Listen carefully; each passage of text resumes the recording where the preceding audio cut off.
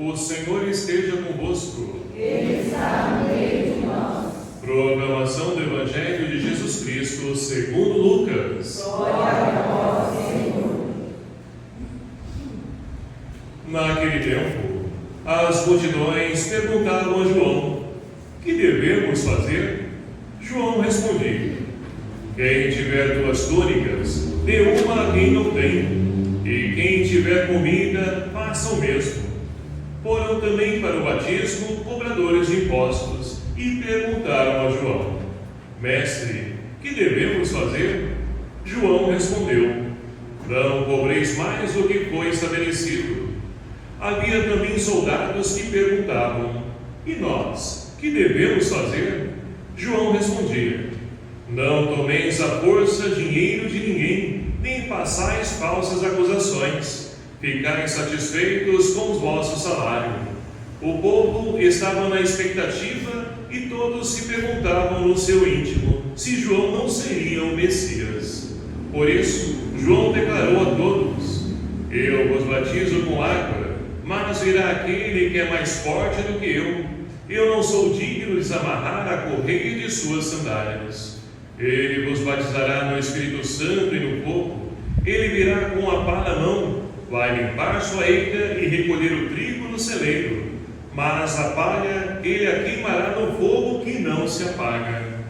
E ainda de muitos outros modos, João anunciava ao povo a boa nova.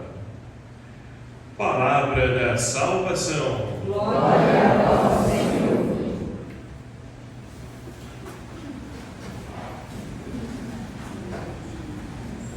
Caríssimos irmãos e irmãs, louvado seja o nome do nosso Senhor Jesus Cristo. Para sempre seja louvado. Alegrai-vos no Senhor. Eu repito, alegrai-vos no Senhor.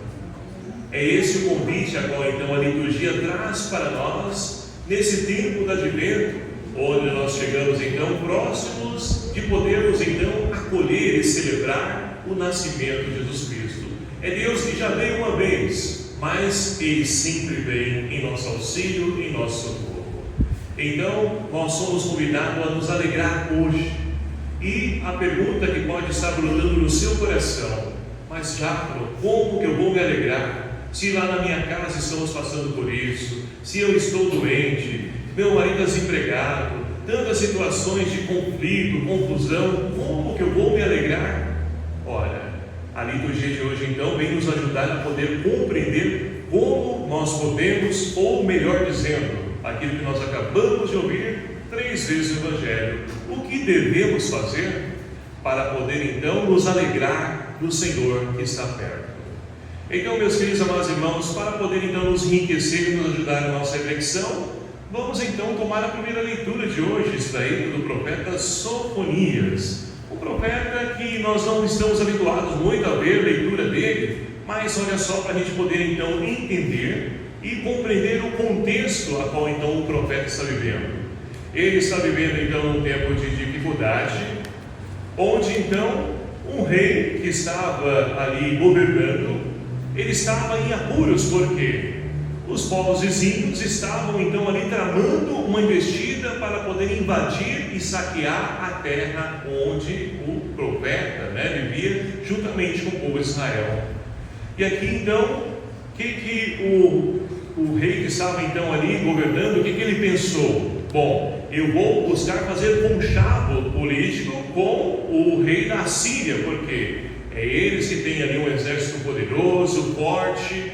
Então ele pode nos ajudar contra esse inimigo que está querendo investir contra nós. E de fato isso aconteceu, porque Jerusalém foi invadida, mas com a ajuda dos assírios, eles então venceram. Mas olha que interessante, venceram de certo modo, porque os assírios, eles exigiram do rei então ali de Israel que pudesse ele então governar, administrar segundo o seu desejo, segundo a sua vontade, ou seja, aquela aliança política onde dá acesso ao outro fazer o que quer no seu território. E assim aconteceu. E com isso, o que acontece também? Ora, o povo de Israel foi invadido também por cultura, de pessoas que cultuavam outros deuses. A tal ponto chegou então essa invasão de outros deuses, que foi levantado lá no templo de Jerusalém uma imagem a uma deusa chamada Astarte. Então, só para a gente poder compreender a situação que picou o povo de Israel, a gente imagina, né, olhando para a história, será que não teria sido melhor ser ali saqueado, invadido pelo outro povo, do que então se deixar ali ser manipulado pelo rei da Síria? Mas enfim, era essa situação que estava vivendo o profeta juntamente com o povo de Israel. E assim então, é claro que cultuando outros deuses, o povo então vai deixando de cultuar aquele Deus verdadeiro. Então o profeta chama a atenção dessa realidade, porque onde Deus está distante, quando Deus está distante do povo, basta olhar para a realidade nossa hoje, não precisa ir longe não. Quando nós temos pessoas que não buscam a Deus, que não temem a Deus, o que acontece? Olha, corrupção, violência, ninguém respeita nada, as pessoas se tornam frias, calculistas, violentas. É essa a realidade nossa hoje. Agora imagine isso lá no tempo do profeta Sofonias. Estava praticamente igual, se não pior. Por quê? As pessoas então adulteravam as balanças, faziam coisas, olha, que é de surpreender, olhando para a ação do ser humano. Então, aquilo que o profeta sofreu, e nós também sofremos de hoje, nós podemos então perceber que realmente precisava a ação de Deus ali intervir para poder mudar a história. Então, tudo aquilo que estava, comprometendo o povo de Israel a poder então ser escravo, dominado por outros povos, o profeta, ele leva a esperança. Não é mais como infelizmente nós temos muitas pessoas no dia de hoje, ao invés de levar esperança para as pessoas, vão dizer coisas, olha, você viu, assaltaram aqui, fizeram, ou seja, só vão cada vez mais implementar coisas ruins e não levam esperança para ninguém. Mas o profeta, ele então viveu o seu ministério, a sua vocação, e levou a esperança e convida o povo de Israel, e a nós também, meus queridos amados irmãos, a nos alegrar, porque aquilo que aparentemente era castigo, punição de Deus, Deus revogou a sentença. Porque o nosso Deus é um Deus de amor, não é um Deus que castiga, que pune, não. Deus quer então caminhar ao lado do ser humano, viver novamente no paraíso, como foi, o primeiro projeto de Deus com Adão e Eva, onde então caminhava e andava, convivia junto ali. Mas infelizmente Adão e Eva resolveram seguir outros caminhos e fugiram então do paraíso. Então, meus queridos amados irmãos, é justamente essa proposta com então o profeta convida cada um de nós hoje a fazermos. Não temer. Eu não sei o que você está passando, está vivenciando, mas Deus também fala para nós hoje. Alegrai. Olha, não temas, porque o Senhor virá. Ele então é um Deus presente, é um Deus que caminha conosco, é um Deus conosco, é o Emanuel. É isso que nós vamos celebrar dentro de alguns dias. Esse Deus que torna a repetir, Ele já veio uma vez, mas Ele sempre vem, porque Ele não é indiferente à dor e ao sofrimento dos seus filhos. Ele caminha ao nosso lado, porque Ele é também o nosso irmão. Então, é preciso olhar de forma diferente, enxergar com as lentes da fé a proximidade desse Deus, e que tudo isso que nós então estamos vivenciando, situações adversas na nossa vida, tudo isso vai passar. No tempo oportuno, Deus vai intervir e nós vamos alcançar a graça necessária para a nossa vida. E assim então nós podemos exultar cantando alegres, porque Deus também visitou Sião e visita cada um de nós, também somos, do povo de Sião, o povo de Deus, o povo amado, escolhido por Deus. Somos convidados a poder cantar um canto novo. Chega de desespero, de dor, de sofrimento. Vamos então alimentar a esperança, para que nós possamos então mudar a nossa forma de pensar, e para que nós possamos então entender o Evangelho. Nós então precisamos de fato compreender que a vontade de Deus é mudar o nosso pensamento, para que nós possamos pensar somente coisas boas na nossa vida. Mas para isso é preciso se alimentar de coisas boas. E aí nós vamos então para o Evangelho de hoje. Por quê? Ora, o Evangelho de hoje, então nós temos um personagem muito importante, na história da salvação, que é o profeta João Batista, que é o último do Antigo Testamento, porque ele então encerra o Antigo Testamento e começa o Novo, com o nascimento de Jesus Cristo. Então João Batista, ele então realizava o batismo para a conversão dos pecados, ou seja, aquilo que nós conhecemos no grego, como metanoia, que significa mudança de mentalidade. Olha só que interessante. Então nós também precisamos nos dias de hoje de conversão, mudar de mentalidade, deixar de somente olhar coisas ruins e enxergar coisas boas. Será que aquele irmão, aquela irmã só tem coisas ruins dentro dela? Não tem coisas boas dentro de si? Nós também não carregamos coisas boas dentro de nós? Embora muitas vezes agimos de forma errada, onde então o que transparece é os erros. Mas precisamos enxergar além daquilo, perceber que nós também somos bons, somos pessoas boas e precisamos cultivar isso dentro de nós, para que a bondade possa se fazer presente em nossa vida. E é justamente esse o conteúdo da pregação de João Batista. E olha que interessante, 3 grupos de pessoas vão até João Batista e querem saber o que devemos fazer. Olha que interessante, hoje em dia não é diferente. Muitas pessoas estão aí perdidas, orientadas, e só que não perguntam aonde de fato alguém pode dar a resposta. Perguntam lá no Google: o que eu devo fazer? O que eu preciso fazer para ser uma pessoa boa, para melhorar? O que eu preciso fazer? Não perguntam para Deus.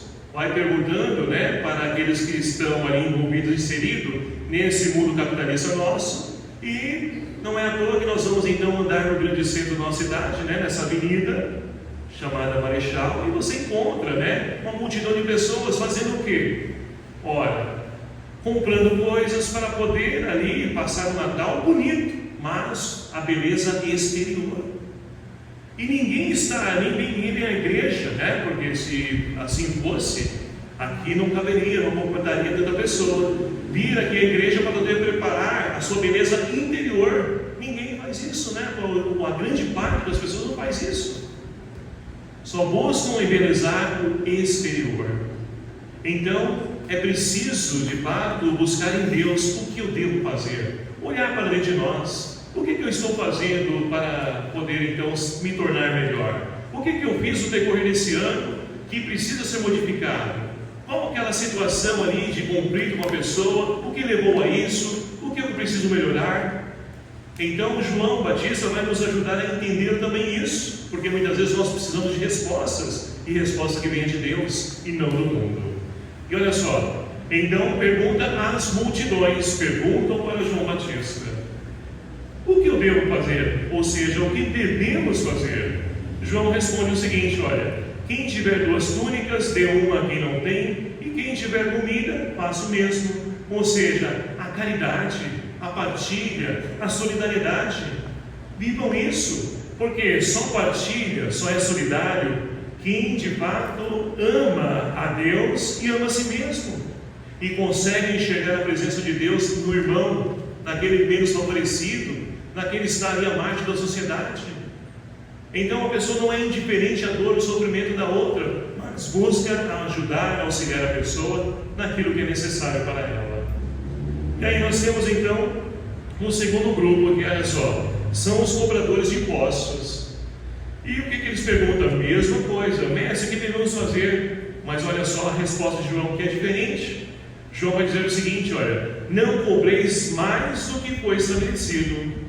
Então os cobradores de impostos, infelizmente, naquela época, eles eram mal vistos porque, ora, eles cobravam imposto do Império Romano, e além do Império Romano, aquilo que eles cobravam, eles tinham uma margem que também dava sustentabilidade a ele e a sua família.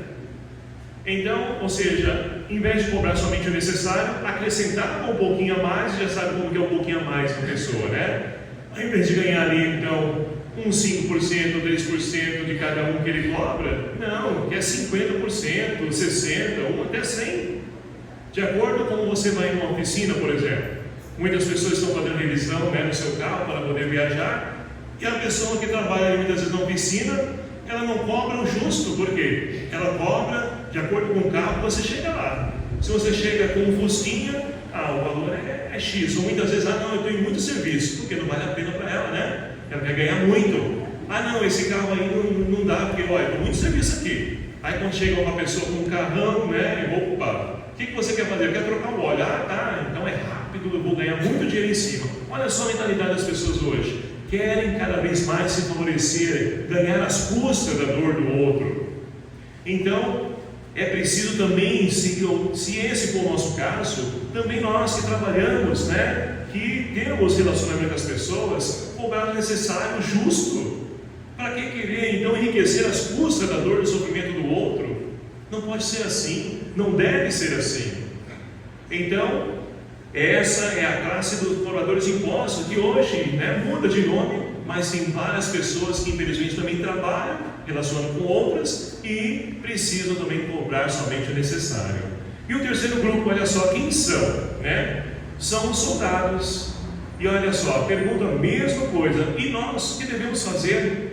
E aí João vai dizer o seguinte, uma outra resposta: não tomeis à força dinheiro de ninguém, nem passais falsas acusações, ficais satisfeitos com o vosso salário.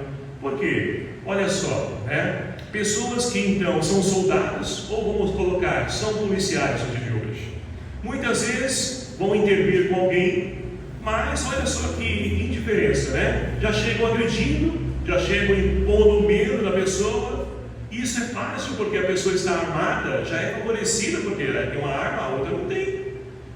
Então percebe que a pessoa, ao invés de usar aqui a autoridade que ela tem para poder então fazer justiça, ela então também busca se beneficiar da sua autoridade.